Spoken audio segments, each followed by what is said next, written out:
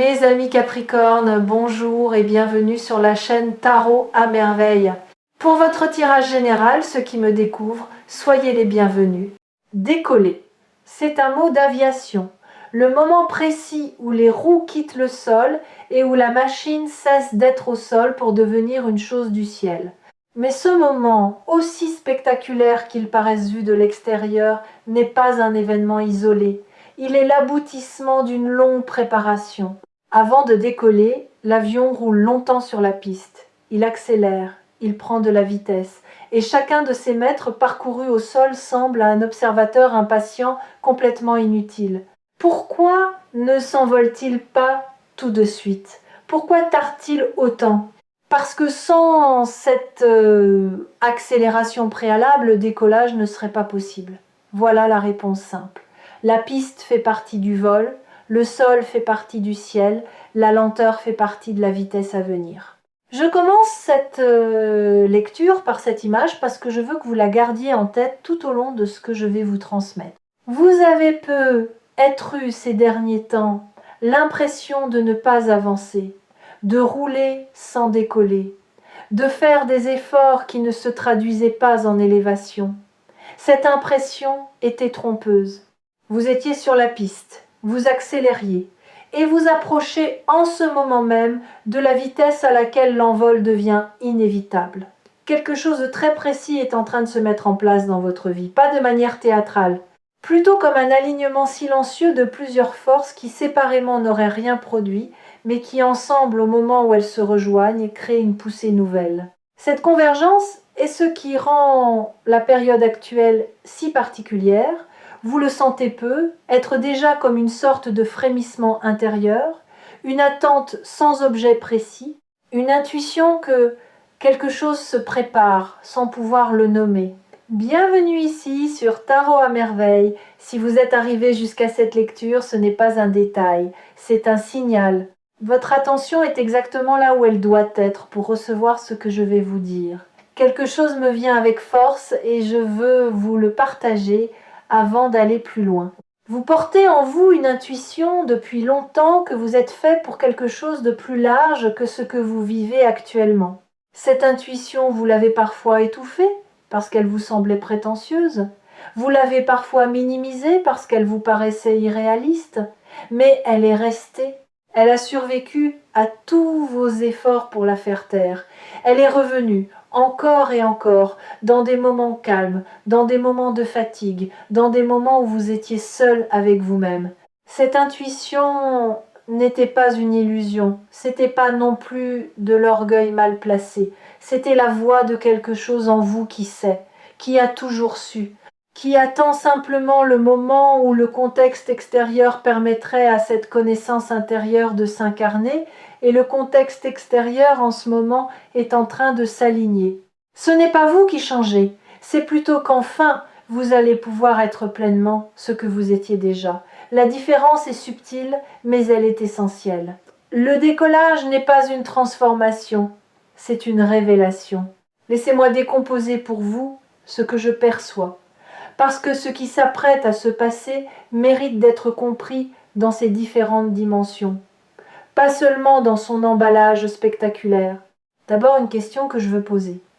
Qu'est-ce qui empêche habituellement une vie de décoller? Pas l'absence de talent, pas l'absence de désir, pas l'absence d'opportunité. Le plus souvent, ce qui empêche une vie de décoller, c'est une fidélité invisible à des modèles anciens, des manières d'être qui ont été utiles à un moment donné et qui sont devenues, sans qu'on s'en rende compte, des poids morts qu'on continue de transporter par habitude, comme un avion qui chercherait à décoller en gardant ses cales sous les roues. Tant que les cales restent en place, peu importe la puissance des moteurs, l'envol est impossible. Ce qui se passe en ce moment dans votre vie, c'est que ces cales sont en train de tomber, pas toutes en même temps, une par une. Vous l'avez être senti à travers de petits événements récents qui semblaient perturbants sur le moment, mais qui, en réalité, vous délestaient de quelque chose. Une situation qui s'est résolue sans que vous y soyez pour grand-chose. Une relation qui s'est rééquilibrée. Un projet qui a pris une direction inattendue. Chacun de ces ajustements retire un poids. Chacun de ces ajustements vous rapproche du moment où plus rien ne vous retient. Maintenant, je veux explorer avec vous quelque chose qui n'est pas évident à entendre. Le décollage va modifier votre rapport à la peur.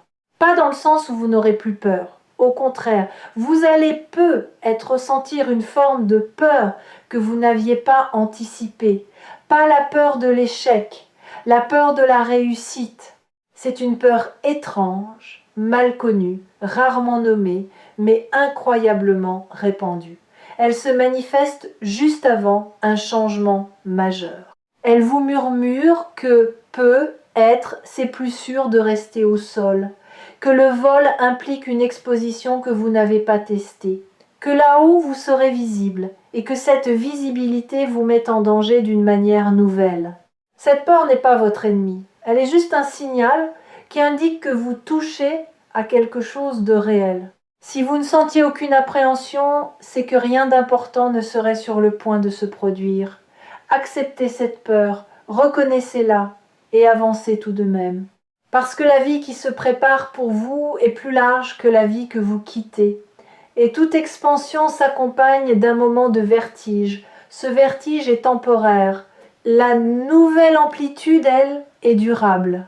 Il y a aussi quelque chose à dire sur la visibilité. Vous avez peut-être passé une grande partie de votre vie à préférer la discrétion. Pas par manque d'ambition, mais par une certaine pudeur. Une préférence pour la profondeur sur l'éclat. Une méfiance instinctive à l'égard de ceux qui se montrent trop. Cette discrétion a eu sa beauté. Elle vous a permis de cultiver des choses précieuses loin du regard des autres.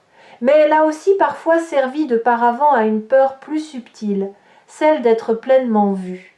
Cette peur va se présenter à vous d'une manière nouvelle pendant cette période, parce que un décollage rend visible, vous ne pouvez pas voler en restant invisible, et il faudra que vous fassiez la paix avec cette visibilité naissante, pas en devenant quelqu'un d'autre, pas en cherchant la lumière pour la lumière, mais en acceptant que ce que vous portez mérite d'être vu, et que cacher sa lumière n'est pas une vertu mais une fuite.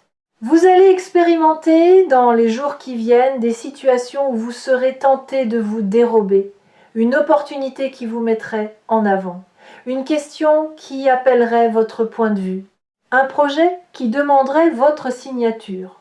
Observez ces moments, sentez la tentation du retrait et choisissez consciemment cette fois de rester, de vous montrer, de prendre la place qui vous est offerte. Cette pratique, répétée, va dénouer une tension ancienne et libérer une amplitude que vous ne soupçonnez pas. Je voudrais maintenant vous parler de la qualité particulière de ce décollage, parce qu'il est important de pouvoir le reconnaître quand il se produira. Ce décollage n'est pas une explosion, ce n'est pas un événement bruyant, c'est plutôt une sorte de glissement progressif où vous réalisez presque sans transition claire que les choses qui vous semblaient lourdes hier sont devenues légères aujourd'hui. Vous vous lèverez un matin et vous remarquerez que cette préoccupation qui vous suivait depuis des mois ne vous suit plus.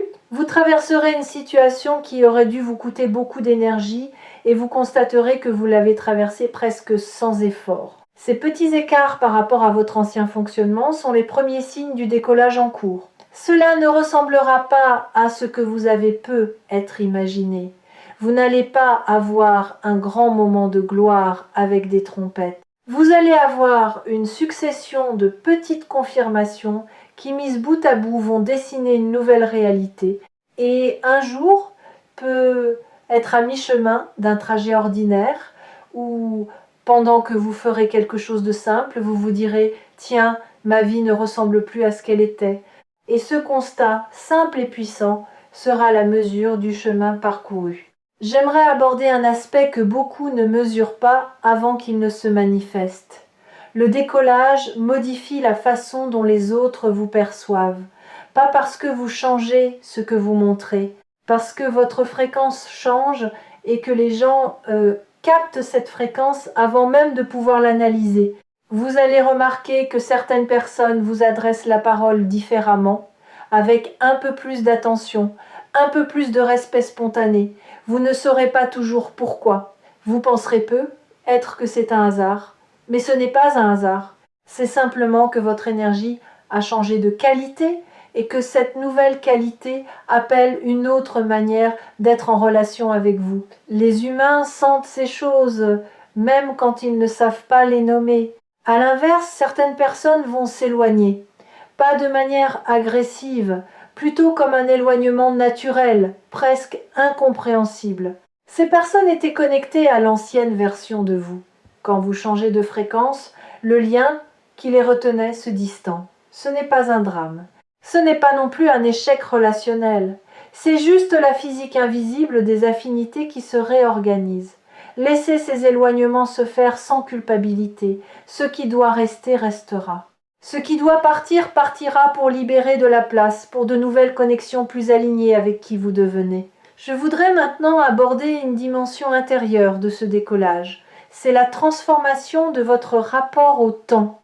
Avant le décollage, le temps semble lent, lourd. On a l'impression d'attendre que quelque chose se passe, que quelque chose change, que quelque chose vienne.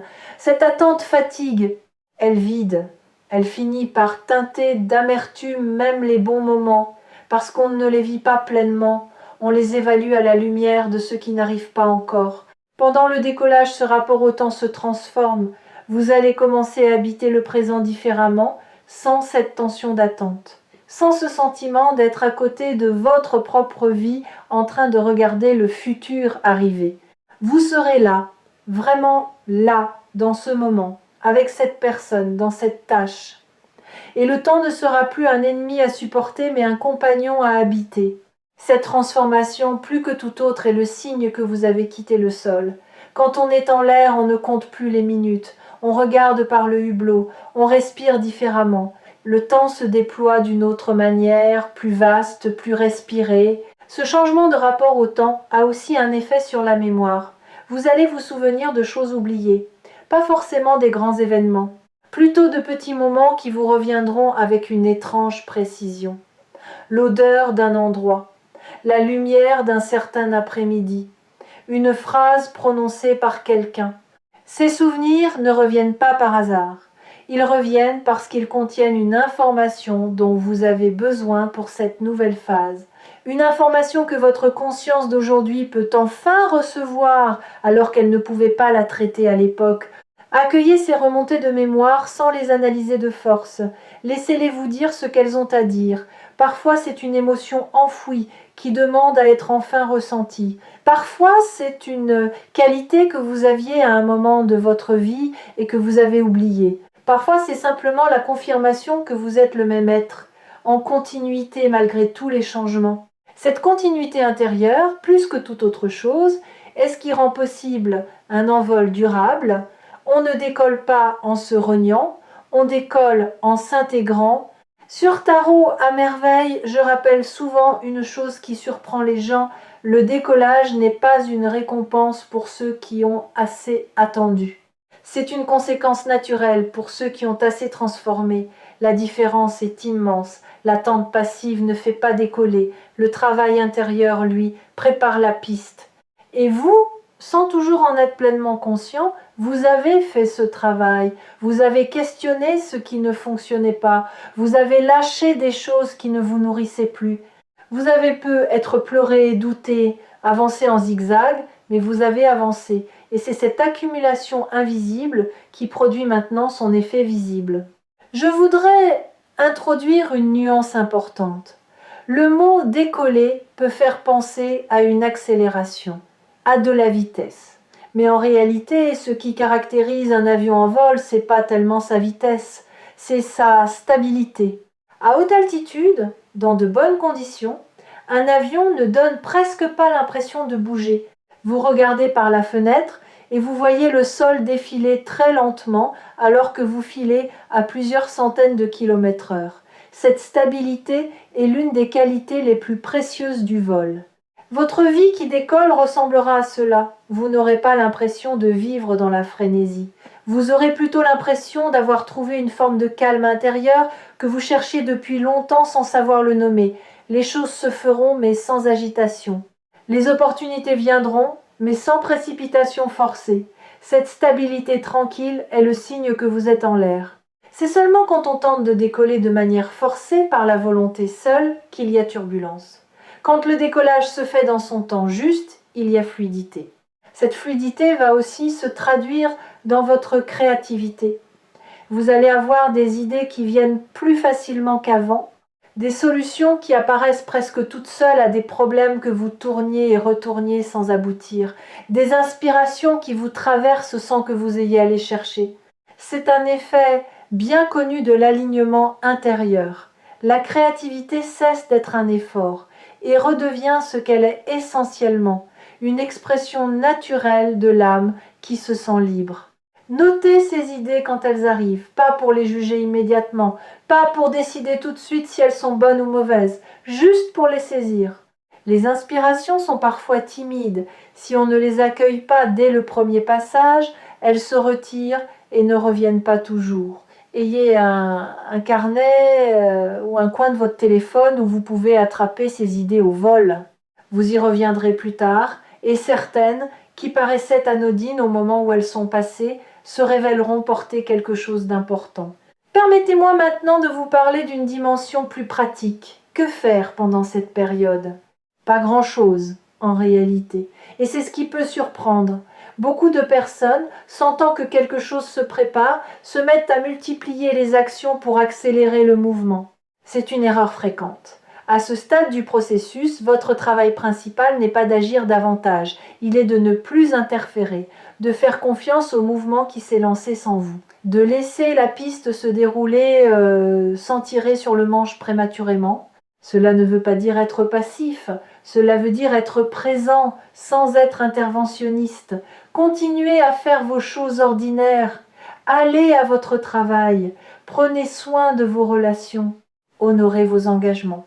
Mais n'essayez pas de pousser la rivière. Le moment du décollage est précis et ne se laisse pas hâter.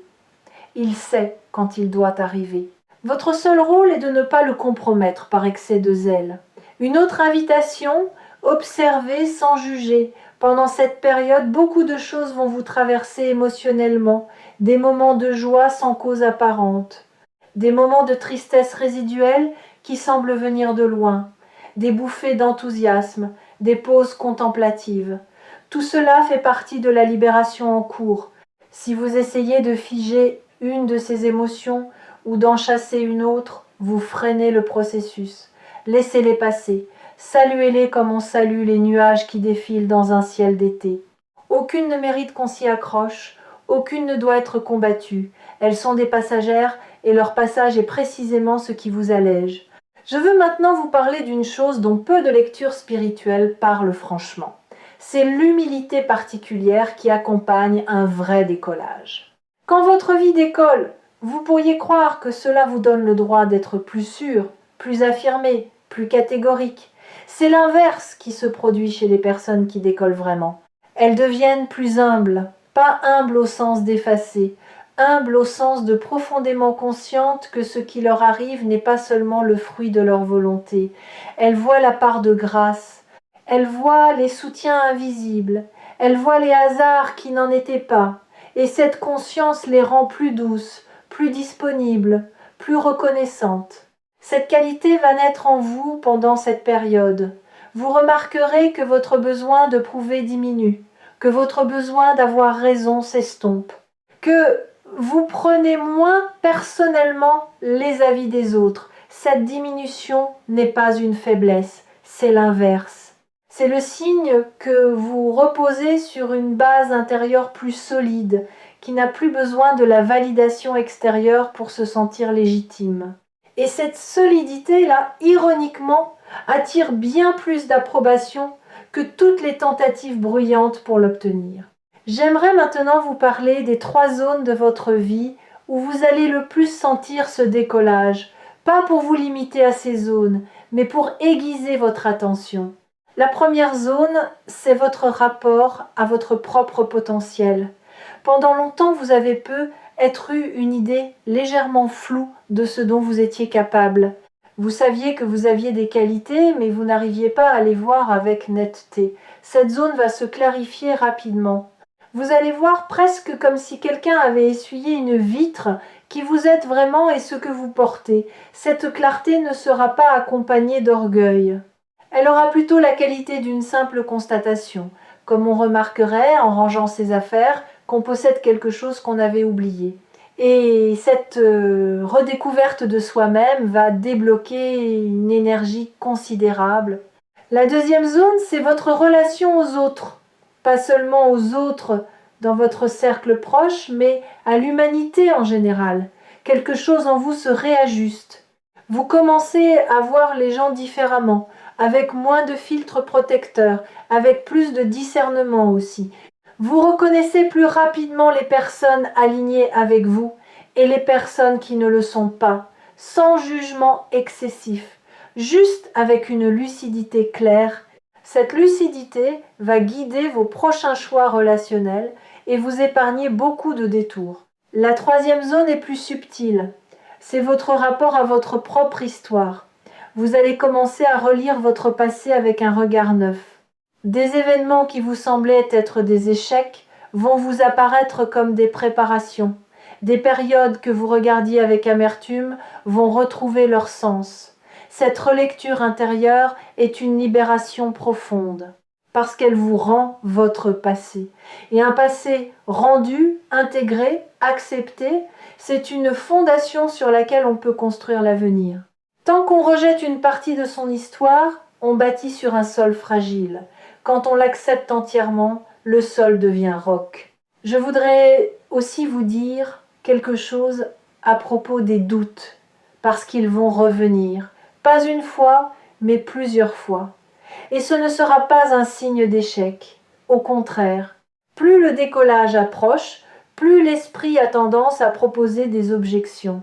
C'est presque mécanique. L'ancien équilibre cherche à se préserver en générant des arguments contre le changement. Vous allez entendre ces arguments. Ils peuvent paraître sensés, ils peuvent paraître prudents, mais leur fonction réelle est de vous garder dans le connu. Quand ces doutes surgissent, ne les combattez pas frontalement. Notez-les, reconnaissez leur présence, mais ne leur donnez pas le pouvoir de décision. Le pouvoir de décision appartient à une partie plus profonde de vous, qui voit plus loin que les raisonnements défensifs. Cette partie plus profonde, vous la sentez quand vous êtes calme, quand vous respirez, quand vous écoutez votre intuition silencieuse plutôt que votre mental bavard. Faites confiance à cette voix-là, c'est elle qui pilote l'avion. J'aimerais ajouter une chose sur cette voix intérieure. Elle ne crie jamais. Elle ne cherche jamais à vous convaincre. Si quelque chose en vous insiste avec véhémence, ce n'est pas elle. C'est probablement une autre voix, plus émotionnelle, plus réactive, qui se fait passer pour elle.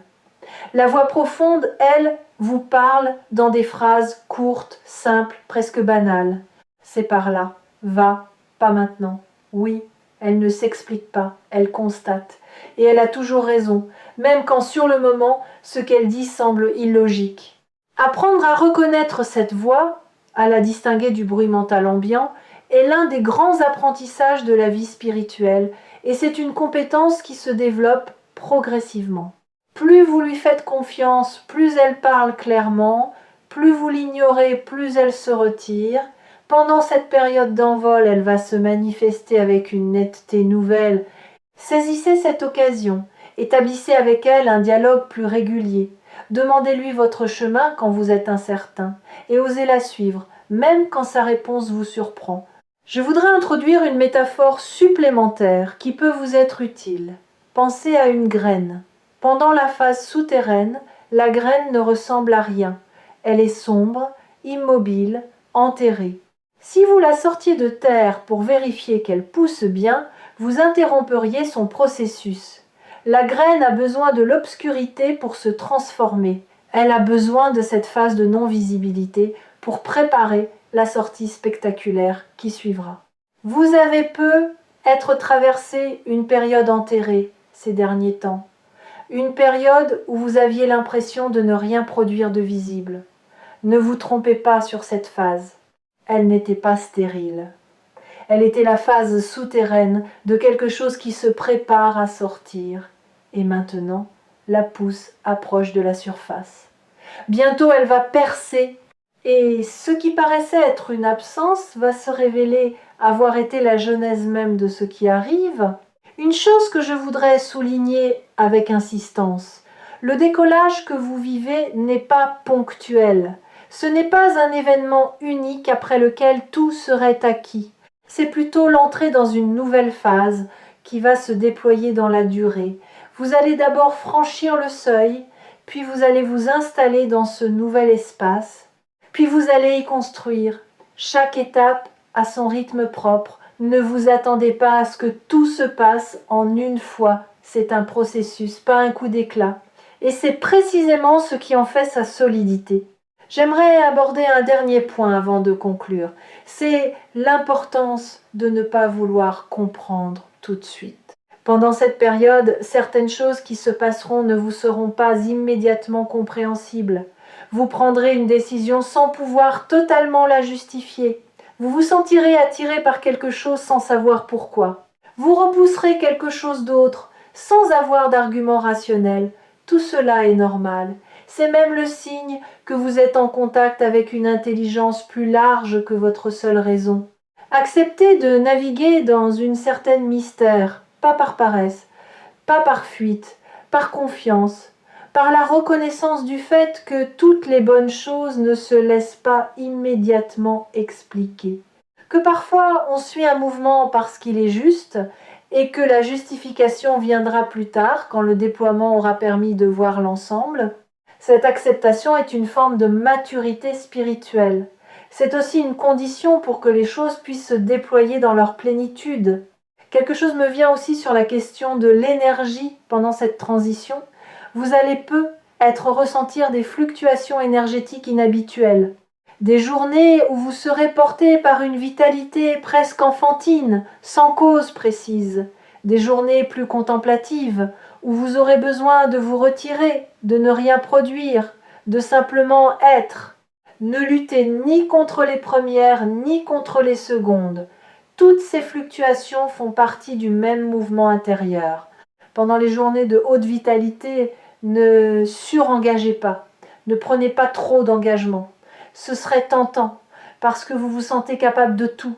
Mais cette énergie est précieuse et elle peut être mieux utilisée si vous la canalisez plutôt que la dispersez. Choisissez une chose, une seule, qui vous tient particulièrement à cœur et donnez-lui votre énergie pleine. Vous serez surpris de la qualité du résultat. Pendant les journées plus calmes, accordez-vous le repos. Vraiment, sans culpabilité, sans cette petite voix qui vous reproche de ne pas être productif. Le repos n'est pas une absence d'action. C'est une action différente, plus subtile, qui se fait à un niveau que les yeux ne voient pas. Pendant que vous semblez ne rien faire, votre système intérieur continue le travail. Il intègre, il digère, il prépare. Faites-lui confiance et profitez de ces respirations comme on profiterait d'un cadeau. Sur Tarot à merveille, j'ai vu beaucoup de personnes manquer de très belles ouvertures simplement parce qu'elles voulaient comprendre avant d'avancer. Et l'univers, qui ne peut pas toujours expliquer en avance ce qu'il prépare, se voit obligé de retirer son offre. Ne soyez pas de ces personnes.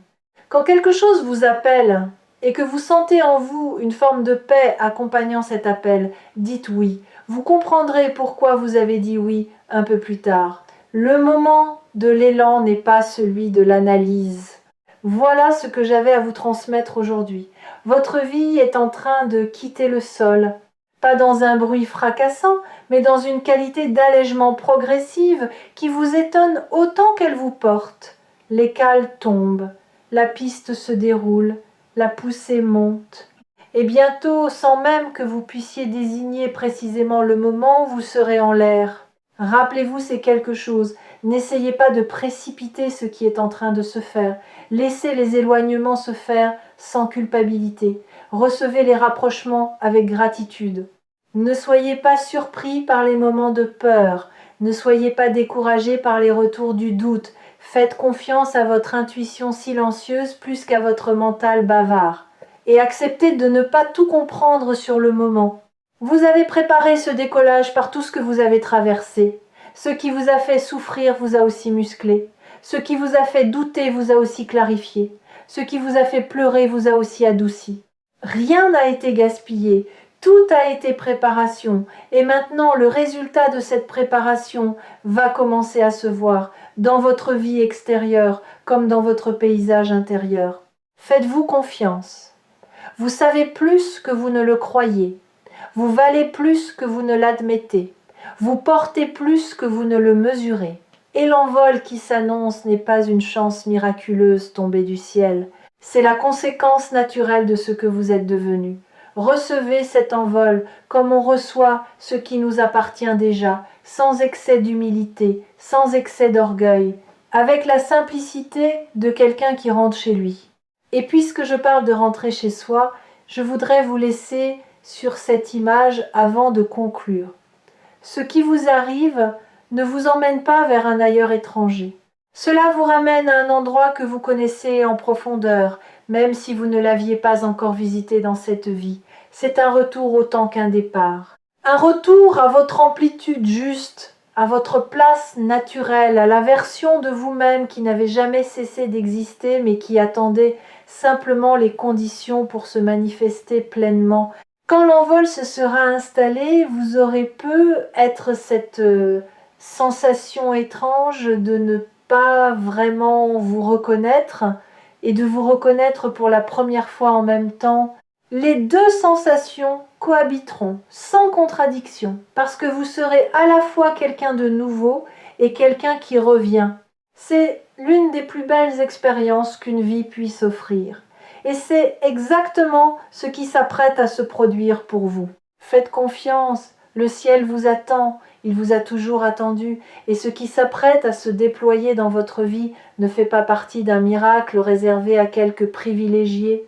C'est simplement le résultat naturel d'un long processus intérieur que vous avez mené avec courage, souvent sans en mesurer la portée. Reconnaissez-vous cette honnêteté, vous n'êtes pas chanceux, vous êtes prêt. Et la différence entre les deux est immense, parce que la chance s'épuise alors que la préparation, elle, s'incarne durablement. À très bientôt dans le ciel.